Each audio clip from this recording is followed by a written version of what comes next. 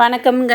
நம்ம கறி குழம்பு வைக்கிற மாதிரி உருளைக்கிழங்கு குழம்பு வச்சா யாருக்கு தாங்க பிடிக்காது? பெரியவங்கலேருந்து சின்னவங்க வரைக்கும் வந்துட்டு 2 இட்லி சேர்த்து சாப்பிடுவாங்க. வச்சு பாருங்கள் எப்படி வைக்கிறதுன்னு. வாங்க வீடியோக்குள்ளார போய் பார்க்கலாம். வர கொத்தமல்லி ஒரு 2 டீஸ்பூன் எடுத்துக்கோங்க. சோம்பு ஒரு டீஸ்பூன் எடுத்துக்கோங்க. கொஞ்சமாக கசகசா எடுத்துக்கோங்க. ஒரு 10 மிளகு கொட்டை எடுத்துக்கோங்க. இது எல்லாமே வந்துட்டு கடாயில் வந்துட்டு போட்டு வறுத்து நல்லா பொன்னிறம் ஆகிற வரைக்கும் வந்துட்டு நல்லா வறுத்துருங்க. வறுத்தாதாங்க நல்லா வந்துட்டு கருகருன்னு நல்லா வந்துட்டு ப்ரௌனிஷாக குழம்பு வந்துட்டு வருங்க நமக்கு. அப்போ தான் டேஸ்ட் அல்டிமேட்டாக இருக்குங்க. அடுத்ததாக வந்துட்டு நம்ம தேவையான பொருட்களை எடுத்து வச்சுருக்கிறோம் பாருங்கள். இஞ்சி, பச்சை மிளகா, பட்டை, லவங்கம், தேங்காய், சின்ன வெங்காயம், கொஞ்சமாக பொட்டுக்கடலை, ஒரு தக்காளி 2 அறுத்து வச்சுருக்குறோங்க. அடுத்ததாக நம்ம வறுத்ததுக்கப்புறம் இருக்கக்கூடிய இதில் வந்துட்டு கொஞ்சமாக எண்ணெய் விட்டுக்கோங்க. பட்டை லவங்கத்தை போட்டுக்கோங்க. கொஞ்சமாக இஞ்சி ஒரு துண்டுங்க. ஒரு 5-6 பல் பூண்டுங்க. அடுத்தது ஒரு 5-6 சின்ன வெங்காயம் எடுத்துக்கோங்க. சின்ன வெங்காயத்தை போட்டு நல்லா வணக்கி விட்டுக்கோங்க. நல்லா வந்துட்டு பொன்னிறமாக ஆகணுங்க. அப்போ தான் வந்துட்டு நல்லா வெங்காயம் பூண்டு நல்லா வதங்கினாதாங்க வந்துட்டு நல்லாயிருக்கும். மசாலா அரைக்கும் போது டேஸ்ட்டாக இருக்குங்க. அடுத்ததாக வந்துட்டு ஒரு தக்காளி 2 அறுத்து வச்சுருக்குறோம் இல்லைங்களா, இதனோட சேர்த்து இது பண்ணிக்கோங்க. தக்காளி வந்துட்டு நல்லா வணங்கணுங்க. வணங்கினா தான் வந்துட்டு குழம்புல வந்துட்டு நல்லா ருசி இறங்குங்க. அடுத்ததாக வந்துட்டு நம்ம எடுத்து வச்சுருக்கக்கூடிய தேங்காய் வந்துட்டு போட்டுக்கோங்க. அடுத்ததாக ஒரு டீஸ்பூன் அளவு பொட்டுக்கடலையும் வந்துட்டு இதனோடு சேர்த்துக்கோங்க. பொட்டுக்கடலை வந்துட்டு குழம்பு வந்துட்டு நல்லா கெட்டியாக்குங்க. அதுக்கு தான் குழம்புல பொட்டுக்கடலை சேர்த்துறதுங்க. அடுத்ததாக வந்துட்டு நல்லா வந்துட்டு வணக்கி விட்டுக்கோங்க. நல்லா வந்துட்டு வறுபட்டதுக்கப்புறம் வந்துட்டு கேஸ் வந்துட்டு சிம்மில் வச்சுக்கிட்டு ஒரு டீஸ்பூன் வந்துட்டு மிளகாத்தூள் போட்டுக்கோங்க.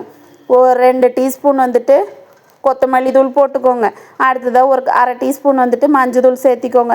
இதை நல்லா வந்துட்டு ஆற வச்சு மிக்சியில் சேர்த்து அரைச்சி எடுத்துக்கோங்க. அதுக்குள்ளார ஒரு 2 உருளைக்கிழங்க வந்துட்டு நறுக்கி எடுத்துக்கோங்க. நறுக்கி எடுத்து இதை வந்துட்டு குக்கரில் வச்சு வேக வச்சுக்கோங்க. ஒரு 2 விசில் விட்டு. அடுத்தது வெந்ததுக்கப்புறம் வந்துட்டு நம்ம அதுக்குள்ளாரே வந்துட்டு மசாலா வந்துட்டு ஆறிடுச்சுங்க. இதை வந்துட்டு போட்டு மிக்சி ஜாரில் சேர்த்து அரைச்சி எடுத்துக்கலாங்க. நல்லா ஒரு பேஸ்ட்டு பதத்துக்கு. அடுத்ததாக வந்துட்டு பாருங்கள், தேவையான பொருட்களை தாளிக்கிறதுக்கு என்னென்ன வெங்காயம், தக்காளி, கருவேப்பிலை, கொத்தமல்லி, பச்சை மிளகா, உருளைக்கிழங்கு வேக வச்சு உருளைக்கிழங்கு எடுத்துருக்கோங்க. கடாயில் எண்ணெய் விட்டுக்கோங்க. எண்ணெய் விட்டதுக்கப்புறமா கொஞ்சமாக தாளிக்கிறதுக்காக வந்துட்டு கடுகு போட்டுக்கோங்க. கடுகு நல்லா பொரிஞ்சு வரும்போது வந்துட்டு ஒரு 1/2 பச்சை மிளகா எடுத்து வச்சுருக்குறோம் இல்லைங்களா, இதனோட சேர்த்திக்கோங்க. ஏன்னா நம்ம ஏற்கனவே வந்துட்டு மிளகாத்தூள் சேர்த்திருக்கறனால கொஞ்சம் கார அளவாக போட்டுக்கணுங்க. அதுக்கு தான் 1/2 பச்சை மிளகாங்க. அடுத்தது ஒரு 1/2 வெங்காயத்தை நறுக்கி எடுத்து வச்சுருக்குறேங்க. அதுவும் ஒரு 1/2 தக்காளி பழத்தையும் வந்துட்டு இதனோட சேர்த்து நல்லா வதக்கி விட்டுக்கோங்க. வதங்கினதுக்கப்புறம் வந்துட்டு நல்லா வந்துட்டு வணங்கி வருது பாருங்கள். நல்லா அந்த வெங்காயமும் தக்காளியும் நல்லா வணங்கணுங்க. அடுத்தது வணங்கினதுக்கப்புறம் நம்ம அறுத்து வச்சுருக்க வேக வச்சுருக்கக்கூடிய உருளைக்கிழங்கு இதனோட சேர்த்திக்கோங்க. இந்த உருளைக்கிழங்கு வந்துட்டு இன்னும் கொஞ்சம் லைட்டாக மசிச்சுக்கோங்க. அப்போ தான் வந்துட்டு அந்த உருளைக்கிழங்கு டேஸ்ட் வந்துட்டு அந்த குழம்புல நல்லா இறங்குங்க. அடுத்ததாக வந்துட்டு நம்ம அரைச்சி வச்சுருக்குறோம் இல்லைங்களா அந்த மசாலாவை இதனோட சேர்த்திக்கோங்க. சேர்த்திக்கிட்டு ஒரு டீஸ்பூன் அளவு வந்துட்டு கல் உப்பு சேர்த்திக்கோங்க. சேர்த்தி விட்டு நல்லா ஒரு கிளறி விட்டுக்கோங்க. அடுத்து நமக்கு தேவையான அளவுக்கு நான் இன்றைக்கி ஒரு 1/2 டம்ளர் அளவு தண்ணி ஊற்றிருக்கிறேங்க.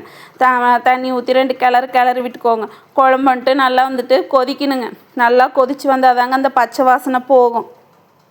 பாருங்கள், கம நம்ம உருளைக்கிழங்கு குழம்பு வந்துட்டு ரெடி ஆயிடுச்சுங்க.